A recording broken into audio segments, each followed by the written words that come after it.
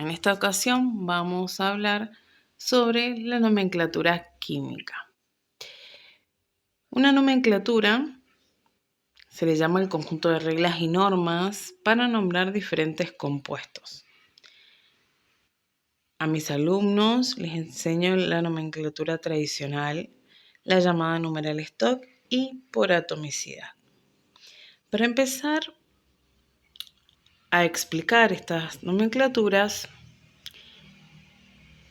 vamos a empezar por la número 1, la que he determinado como, en primer lugar, que sea la nomenclatura tradicional. En esta nomenclatura se pueden presentar 3 situaciones. Todo tiene que ver con el elemento que nosotros estemos trabajando. En este caso lo voy a explicar nomenclaturas con el compuesto binario de óxidos, que es el tema explicado en el video anterior.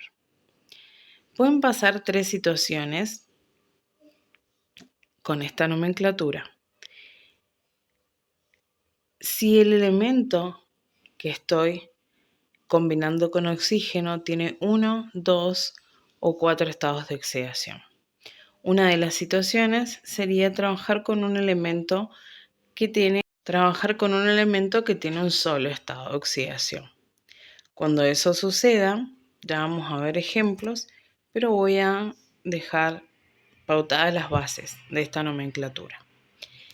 Cuando eso suceda, en el caso de óxidos va a llamarse óxido de y el nombre del elemento tal cual aparece en la tabla periódica.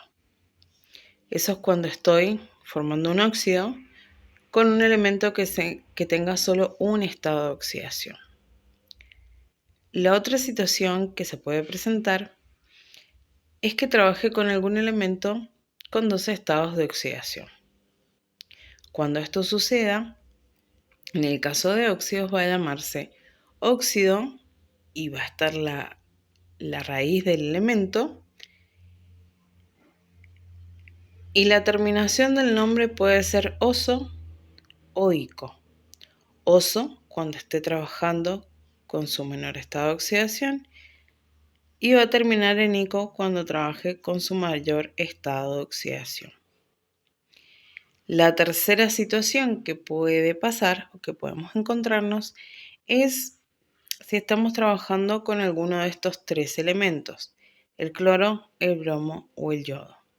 Estos tienen 4 estados de oxidación, no el número 4, sino 4 estados de oxidación. Veamos que trabajan con el 1, con el 3, con el 5 y con el 7. Ahora veamos, cuando esto suceda, también tienen que aplicarse ciertas normas para diferenciar cuando estoy trabajando con 1, con 3, con 5 y con 7. Vamos a ver ejemplos de cada una de estas situaciones. Veamos entonces el siguiente ejemplo.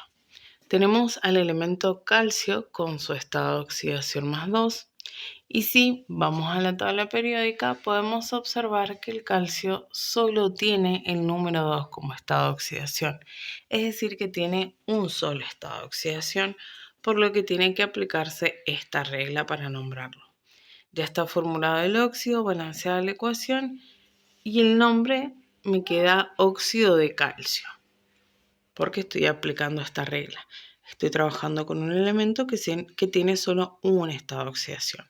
Lo mismo pasaría si trabajo con el litio, óxido de litio, óxido de sodio, óxido de potasio, óxido de bario, óxido de radio, óxido de aluminio, por ejemplo.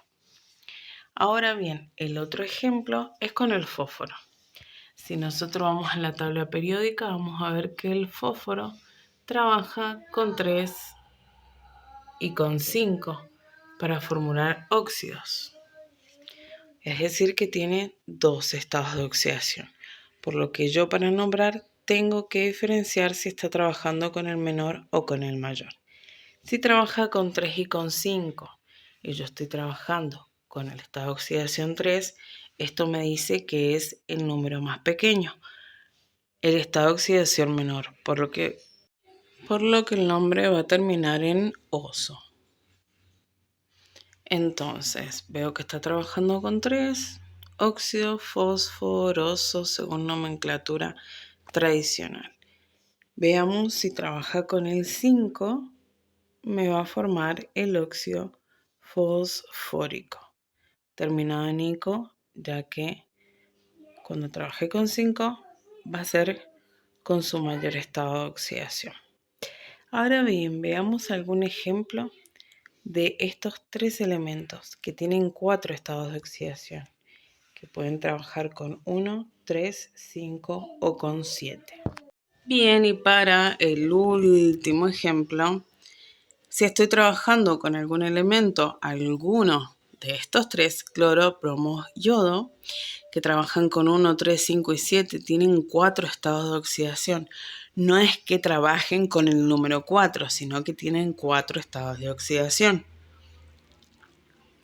Voy a dar un ejemplo, y ese ejemplo es sobre el cloro. Entonces, vemos aquí cloro trabajando con 1, con 3, con 5 y con 7. Fíjense que la regla dice, estamos dentro de la nomenclatura tradicional. Si trabajamos con alguno de estos elementos y trabaja con el estado de oxidación 1, se debe colocar un prefijo hipo y un sufijo oso. Y en el medio va el nombre del elemento. Si trabajamos con 3, la terminación oso, con 5, la terminación ico, con 7 también se debe poner un prefijo y un sufijo, prefijo per, sufijo ico. Y en el medio, el nombre del elemento. Por ejemplo, cloro con 1, hipocloroso. El bromo sería hipobromoso y el yodo hipoyodoso. En cambio, si trabajan con 3, sería cloroso o bromoso o yodoso. Con 5, clórico, brómico, yódico. Y con 7, perclórico, perbrómico, peryódico.